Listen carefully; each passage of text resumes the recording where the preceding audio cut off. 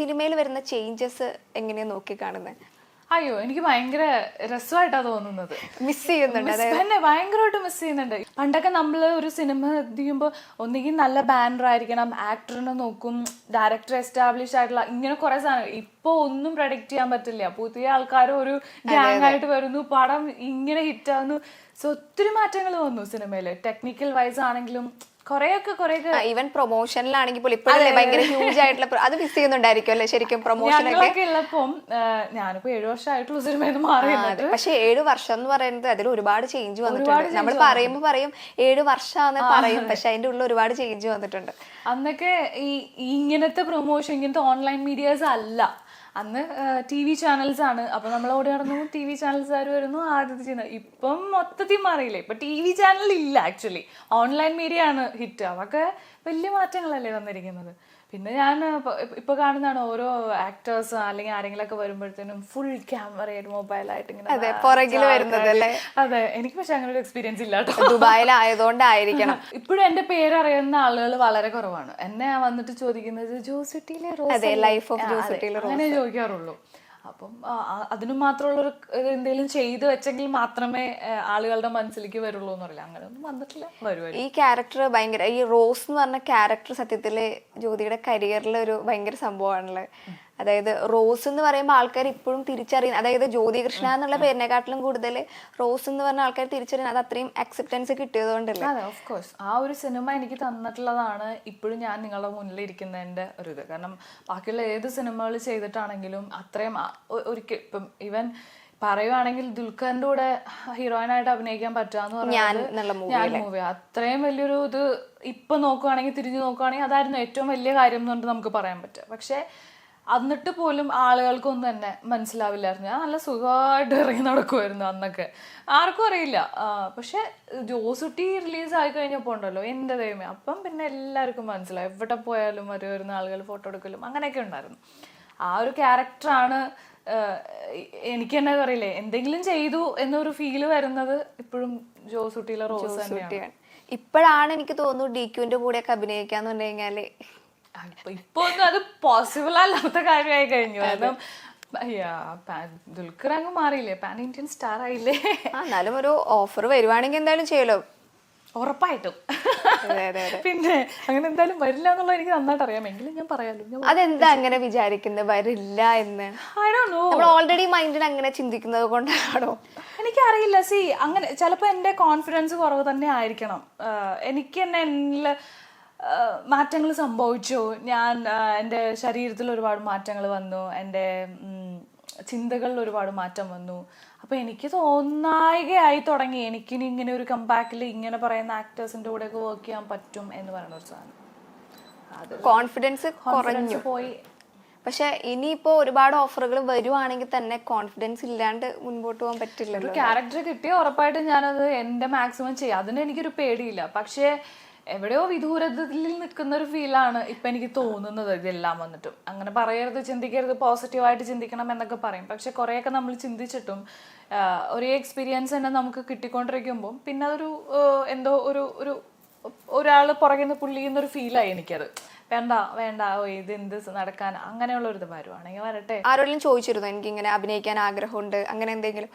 ഈ നമ്മള് എൻ്റെ ഏറ്റവും വലിയ ഡ്രോബാക്ക് ആയിരുന്നു അത്. ചാൻസ് ചോദിക്കാന്ന് പറയുന്നത് ചെയ്യില്ലായിരുന്നു. അന്നും സിനിമയിൽ നിൽക്കുന്ന സമയത്ത് എന്നോട് അമ്മ എപ്പോഴും പറയും, നീ ഇങ്ങനെ നിന്ന് കഴിഞ്ഞാൽ നിന്നെ എല്ലാവരും ഓർത്തിരിക്കണമെന്നില്ല, നിന്നെ ആരാ ദിവസം ഓർക്കുന്നത്, ആരും ഓർക്കണമെന്നില്ല, നീ വിളിക്കണം, സംസാരിക്കണം, അപ്പോഴൊക്കെ അങ്ങനെയൊക്കെ സംഭവിക്കുള്ളൂ എന്ന് പറയും. ഞാനെപ്പോഴും വേണ്ട അയ്യ എന്നൊക്കെ പറഞ്ഞിട്ട് നിൽക്കും. അത് കഴിഞ്ഞ് കല്യാണമൊക്കെ കഴിഞ്ഞ് പോയി കഴിഞ്ഞപ്പം പിന്നെ എപ്പോഴോ അമ്മ മമ്മൂക്കയുടെ ഒരു ഇന്റർവ്യൂ ഒക്കെ കണ്ടിട്ട്, മമ്മൂക്ക പണ്ടത്തെ ഇന്റർവ്യൂ മമ്മൂക്ക അതിൽ പറയുന്നുണ്ട്, ഞാൻ ചാൻസ് ചോദിക്കും എല്ലാവരോടും എന്നൊക്കെ പറഞ്ഞു. അപ്പനെ വിളിച്ചിട്ട് മമ്മൂക്ക വരെ ചാൻസ് ചോദിക്കണം, എന്നിട്ടാണോ നിനക്ക് ചോദിക്കാനായിട്ട് എന്നൊക്കെ പറഞ്ഞിട്ട് കുറെ ചിത്തൊക്കെ വിളിച്ചു. ഇപ്പൊ എന്ന് വെച്ച് കഴിഞ്ഞാൽ എൻ്റെ ഹസ്ബൻഡ് വർക്ക് ചെയ്യണത് ദുബായിലെ ഫ്ലോറ ഹോസ്പിറ്റാലിറ്റി അതിലാണ്. അപ്പൊ അവിടെ ഡയറക്ടർ ഓഫ് സെയിൽസ് ആണ് പുള്ളി. മലയാളികളാണ് ഫുൾ അവിടെ. ഈ പറയുന്ന എല്ലാ സെലിബ്രിറ്റീസ് വന്നാലും ഇവിടെയാണ് സ്റ്റേ ചെയ്യുന്നത്, ഒരുവിധം എല്ലാവരും. അപ്പൊ എനിക്ക് പരിചയമുള്ള ഞാൻ വർക്ക് ചെയ്തിട്ടുള്ള ആരെങ്കിലും ഒക്കെ വരുമ്പോൾ അരുണനോട് പറയും, എന്താ പുള്ളി വന്നിട്ടുണ്ട് കേട്ടോ, അല്ലെങ്കിൽ ഇന്നാള് വന്നിട്ടുണ്ട്, അവര് വന്നിട്ടുണ്ട് എന്നൊക്കെ പറയുമ്പോൾ ഞാൻ എനിക്ക് കംഫർട്ട് ഉള്ളവരാണെങ്കിൽ ഞാൻ വിളിക്കും, എന്താ വിശേഷം, എന്താണ്, ഞാനിവിടെ ഉണ്ട് എന്നാണ്. അപ്പൊ നമ്മൾ മീറ്റ് ചെയ്യും, ചെന്നിട്ട് എന്നൊക്കെ പറയും. അങ്ങനെ ഞാൻ പറയും ഞാനിങ്ങനെ തിരിച്ചു വരാനുള്ള പ്ലാൻ ഉണ്ട് കേട്ടോ എന്ന് പറയും. അല്ലാതെ ചാൻസ് വിളിക്കുവാണെങ്കിൽ വിളിക്കട്ടെ എന്നുള്ള രീതിയിൽ എല്ലാരും ഇങ്ങനെ ചോദിക്കും എന്താ നിന്റെ പ്ലാനിങ്, എന്താ ഇനി അടുത്ത പ്ലാൻ എന്നൊക്കെ ചോദിക്കും. അപ്പൊ ഞാൻ പറയും ഞാനിങ്ങനെ തിരിച്ചു വരാനുള്ള പ്ലാൻ ഉണ്ട് കേട്ടോ. ആണല്ലേ, ആ ഓക്കെ ഓക്കെ എന്ന് പറയും. അങ്ങനെയാണ് എൻ്റെ ചാൻസ്. ഞാൻ ചോദിച്ചിട്ടുണ്ടോന്ന് ചോദിച്ചാൽ ചോദിച്ചിട്ടുണ്ട്, പക്ഷെ ചാൻസ് ആയിട്ട് ചോദിക്കാനായിട്ട് പറയില്ലേ നമുക്കുള്ളതാണെങ്കിൽ നമ്മളെ തേടി വരുന്നു പറഞ്ഞ പോലെ അല്ലേ. ചോദിക്കാൻ എന്തോ ഒരു നാണക്കേടോ എന്തായാലും പറയാന്നറിയില്ല. എനിക്ക് തോന്നുന്നു ഇവിടെ ആണെങ്കിൽ കുറച്ചുകൂടെ ഞാൻ ആക്റ്റീവ് ആവും. കാരണം നമ്മുടെ ആ ഒരു ഫ്രണ്ട് സർക്കിളും അവരൊക്കെ ആയിട്ട് നിന്ന് ചിലപ്പം ആ ഒരു ഇതൊക്കെ മാറി. ഞാൻ സിനിമയിൽ നിന്ന് വിട്ടു നിൽക്കാൻ തുടങ്ങിയിട്ട് ഇപ്പൊ ഒത്തിരി നാളായതുകൊണ്ട് എനിക്ക് തന്നെ ഒരു കോൺഫിഡൻസ് ഇല്ലായ്മ ഭയങ്കരമായിട്ട് വന്നിട്ടുണ്ട്. ആ അമ്മയുടെ മീറ്റിങ്ങിന് ചെല്ലുമ്പോഴാണെങ്കിലും എന്നെ ആരെങ്കിലുമൊക്കെ ഓർക്കണുണ്ടാവോ എന്നുള്ളൊരു ചിന്തയൊക്കെ ആവാൻ തുടങ്ങി എനിക്ക്. നാണക്കേട് വരുന്നു എനിക്ക്. എന്തോ ഒരു ഇതൊക്കെ ഐ ഡോണ്ട് നോ. സോഷ്യൽ മീഡിയയിലൊക്കെ ആക്റ്റീവ് ആണോ? ഇടയ്ക്കും തലയ്ക്കൊക്കെ ഞങ്ങൾ ഇങ്ങനെ ഓരോ പോസ്റ്റ് ഒക്കെ കാണും. നവ്യ ചേച്ചിയൊക്കെ കണ്ടില്ലേ, അവര് സോഷ്യൽ മീഡിയയിൽ ആക്റ്റീവ് ആയിരുന്നു. ശരിക്കും പറഞ്ഞാൽ ജ്യോതിക്ക് എനിക്ക് തോന്നുന്നു ഭയങ്കര ഇൻസ്പിറേഷൻ നവ്യ ചേച്ചി, മഞ്ജു ചേച്ചി അവരൊക്കെ ഈ പറഞ്ഞ പോലെ ബ്രേക്ക് എടുത്ത് പോയിട്ട് ഭയങ്കര കംബാക്ക് ആയിരുന്നു നടത്തിയത്. നവ്യ ചേച്ചി ഇപ്പൊ ഞാൻ റീസെന്റ് കണ്ടിട്ട് ഞാനിങ്ങനെ ആലോചിച്ചു, എന്റെ സൂപ്പർ സീനിയർ ആണ് ചേച്ചി, പക്ഷെ എന്താ ആക്റ്റീവായിട്ട് ഇങ്ങനെ എല്ലാ ഇതില് ചെന്ന് കഴിഞ്ഞാലും പുള്ളിക്കാരത്തേക്ക് അറിയാം എപ്പോഴും ഭയങ്കര എനർജി. അപ്പൊ ഞാനിങ്ങനെ നോക്കിട്ട് ഞാൻ കണ്ടു പഠിക്കാനുണ്ട്. ഹസ്ബൻഡ് എങ്ങനെ ഭയങ്കര സപ്പോർട്ടീവ് ആണോ? നല്ല സപ്പോർട്ടീവാ. എന്ത് ഫിലിമിൽ ഇപ്പൊ അഭിനയിക്കുകയാണെങ്കിലും എല്ലാത്തിനും ഓക്കെയാണ്, ഒരു കുഴപ്പമില്ല. ആള് ഭയങ്കര എന്താ പറയാ, നിനക്ക് ശരിയെന്ന് തോന്നുന്നു നീ ചെയ്തോ. പുള്ളി ഭയങ്കര പോസിറ്റീവാ. ഞാനാ ഇങ്ങനെ ഡാർക്ക് അടിച്ചിരിക്കണത്. ശരിക്കും അങ്ങനെ ഒരു സപ്പോർട്ടീവ് ആയിട്ടുള്ള ഹസ്ബൻഡ് ഉള്ളത് നല്ലതല്ലേ? പല ആൾക്കാർക്കും ഇപ്പൊ അങ്ങനെ ഒരു സപ്പോർട്ട് കിട്ടാത്ത ആൾക്കാരുണ്ട് ഫാമിലി വൈസ് ഒക്കെ. ഇവിടെ എല്ലാം ഉണ്ട്. എന്നോട് ഇങ്ങനെ പറയാം നീ പണിക്ക് പോയിട്ട് വേണം എനിക്കൊന്ന് റെസ്റ്റ് എടുക്കാൻ. സ്വയം ഒരു മടിയാണല്ലേ? മടിയുടെ അല്ല, മെയിൻ തിങ് കോൺഫിഡൻസ് പോയി എവിടെയോ പോയത്. എന്റെ ആ ഒരു കോൺഫിഡൻസ് ഇല്ലായ്മ ഭയങ്കരമായിട്ട് എനിക്കുണ്ട്. അതെന്താ അങ്ങനെ വന്നതെന്ന് ചോദിച്ചാൽ എനിക്കറിയില്ല. ഇപ്പൊ ഒരു പബ്ലിക്കിന്റെ ഇടയിലേക്ക് ഇറങ്ങാൻ പറഞ്ഞാൽ എനിക്ക് പേടിയാവാൻ തുടങ്ങി.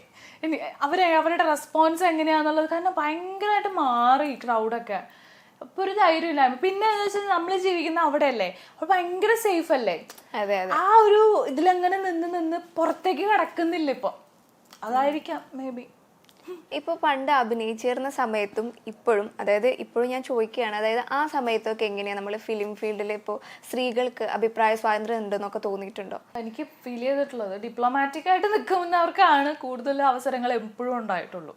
ഈ പല എന്താ പറയാ, ആരെയും വെറുപ്പിക്കാതെ അഭിപ്രായങ്ങളുണ്ടെങ്കിലും ഭയങ്കര ഡിപ്ലോമാറ്റിക് ആയിട്ട് നിൽക്കുന്നവർക്ക് തന്നെയാണ് എപ്പോഴും കൂടുതൽ അവസരങ്ങളുള്ളൂ. പക്ഷെ ഇന്നത്തെ പെൺകുട്ടികൾ, ചെറിയ പെൺകുട്ടികൾ എന്ന് പറഞ്ഞാൽ ഇപ്പോഴത്തെ ഒരു ജനറേഷനിലൊരു 20s 23 ആ ഒരു ഏജിലുള്ള കുട്ടികൾ ഭയങ്കര ബോൾഡാണ്. അവരൊന്നിനെ കുറിച്ചും ബോധഡല്ല. അവരവരുടെ കഴിവിൽ ഭയങ്കര കോൺഫിഡൻ്റ് ആണ്. അവർക്ക് കിട്ടാനുള്ളത് കിട്ടും എന്ന് പറയണവരില്ല. അവരുടെ അഭിപ്രായങ്ങൾ കൂടുതൽ പറയുന്നുണ്ട്.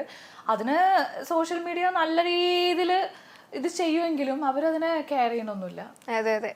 നെവർ മൈൻഡ് ആണ്. പിന്നെ അത് 2 ദിവസമേ ഉള്ളൂ, അടുത്തതിൽ വരുന്നു. അങ്ങനെ ഒരു മാറ്റം ഇപ്പൊ സംഭവിച്ചിട്ടുണ്ടെന്ന് എനിക്ക് തോന്നിയിട്ടുണ്ട്. അന്നത്തെ കാലത്തൊക്കെ ഞാനും ഭയങ്കര അഭിപ്രായ സ്വാതന്ത്ര്യം പറഞ്ഞിട്ടുണ്ടോ? അങ്ങനെ ഇപ്പൊ എന്തെങ്കിലും നമുക്ക് ഇഷ്ടപ്പെടാത്ത കാര്യമാണെങ്കിൽ അതൊക്കെ തുറന്നു പറഞ്ഞിട്ടുണ്ട്. ഞാൻ കുറെ പോസ്റ്റുകൾ ഇടലും ഫേസ്ബുക്കിലിടലും പ്രതികരിക്കലും പല ഉണ്ടായിട്ടുണ്ട്. പക്ഷെ അതുകൊണ്ടൊക്കെ തന്നെ എനിക്ക് സിനിമയിൽ അത് ഒരുപാട് നാൾ വീട്ടിലിരിക്കേണ്ടി വന്നു. അതുകൊണ്ടാണ്